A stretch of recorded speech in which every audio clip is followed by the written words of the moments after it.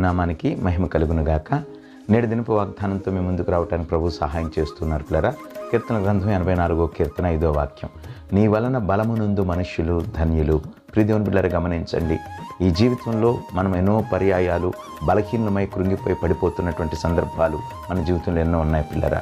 మనము జయిస్తామనుకున్నటువంటి సందర్భాల్లో కూడా మన శక్తికి మించినటువంటి పోరాటాలు ఎదురైనప్పుడు జయించలేనటువంటి పరిస్థితులు మనకు ఎదురవుతాయి. శత్రు బలం పెరిగిపోయినప్పుడు మనం ఏ విధంగా కూడా మనం ధైర్యంతో ముందుకు సాగలేం. కానీ ఆఖరి గడియలో కూడా బలం ఇవ్వగలిగిన వాడు మన దేవుడు.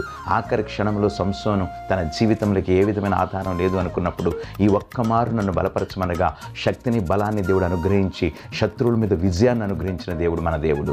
ఈ పగటి వేళ విశ్రాంతి దినపు గడియలో దేవుని సన్నిధిలో నువ్వు బలము పొందుట కొరకే నువ్వు సిద్ధపరచుకొని దేవుని మందిరానికి నువ్వు రాగలిగినట్లయితే ప్రతి శోధన నుండి జయించడానికి ప్రభు నీకు నాకు మనకు శక్తిని ఇవ్వబోతున్నాడు. అట్టి కృపతో నింపబడుదుము గాక. ఆమేన్.